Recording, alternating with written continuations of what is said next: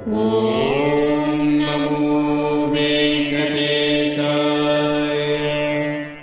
ఓం నమో వెంకటేశాయ.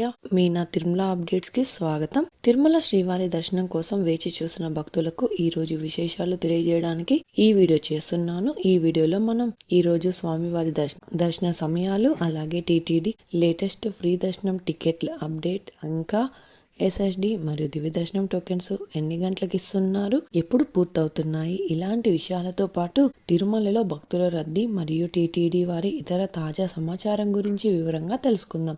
ఇప్పుడు తిరుమల తిరుపతి దేవస్థానం వారి latest updates తెలుసుకుందాం.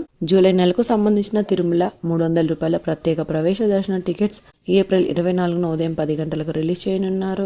అలాగే తిరుమల తిరుపతి తలకోన రూమ్స్ కూడా ఏప్రిల్ 24న మధ్యాహ్నం 3 గంటలకు రిలీజ్ చేయనున్నారు. దర్శనం టికెట్స్ బుక్ చేసుకున్న వారికి మాత్రమే రూమ్స్ బుక్ అవుతాయండి. ఇప్పుడు దర్శన వివరాలు కూడా తెలుసుకుందాం. నిన్నటి రోజున బుధవారం రోజున శ్రీవారిని 65,354 మంది శ్రీవారి భక్తులు స్వామివారిని దర్శనం చేసుకున్నారు. 25,550 మంది శ్రీవారి భక్తులు స్వామివారికి తలనీలాలు సమర్పించారు.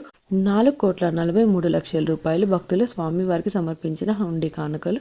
ఈ రోజు గురువారం రోజు తిరుమలలో భక్తుల రద్దీ సాధారణంగా ఉన్నారు.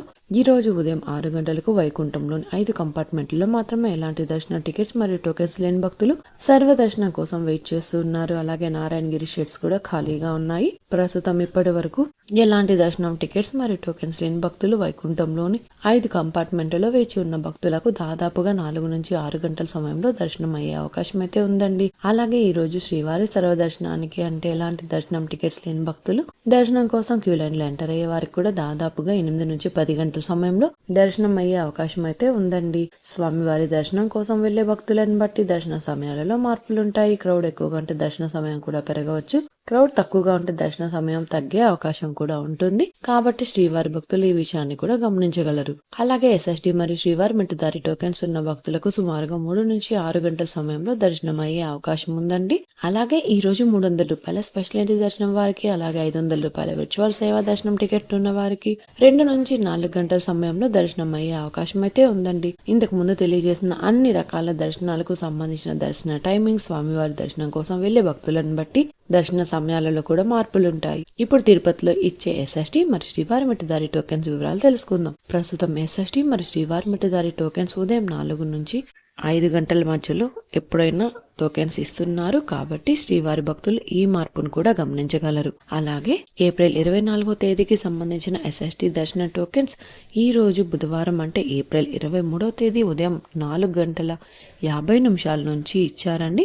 ఈ ఎస్ఎస్డి టోకెన్ దాదాపు 10,000 టోకెన్స్ వరకు మాత్రమే ఇచ్చారు. ఈ రోజు ఉదయం 6:50 10,000 ఎస్ఎస్డి టోకెన్స్ కంప్లీట్ అయ్యాయి. ప్రతిరోజు కూడా ఈ టోకెన్స్ ఎప్పుడు ఎన్ని గంటల వరకు ఇస్తారు అన్నది టోకెన్స్ కోసం వెళ్లే భక్తులను బట్టి, అలాగే టోకెన్స్ కోటాను బట్టి కూడా ఉంటుందండి.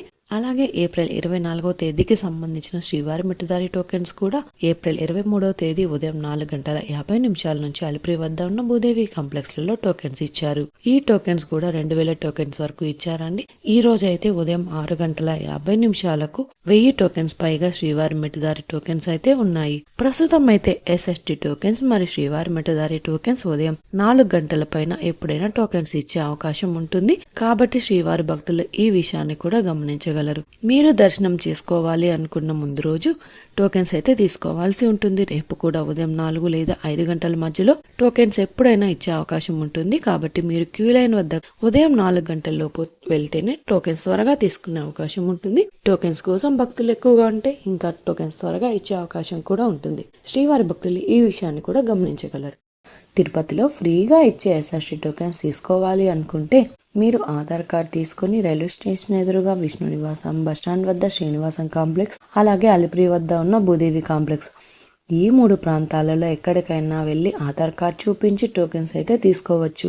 అలాగే అలిపిరి నడకదారిలో నడిచి వెళ్లేవారు కూడా ఈ 3 ప్రాంతాలలో ఎక్కడైనా టోకెన్ తీసుకుని అలిపిరి దారిలో నడిచి వెళ్ళొచ్చు. అలాగే శ్రీవారి మెట్టు దారిలో నడిచి వెళ్లేవారు మాత్రమే అలిపిరి వద్ద ఉన్న భూదేవి కాంప్లెక్స్ లలో ప్రత్యేకంగా ఉన్న కౌంటర్లలో మాత్రమే టోకెన్స్ తీసుకోవాల్సి ఉంటుంది.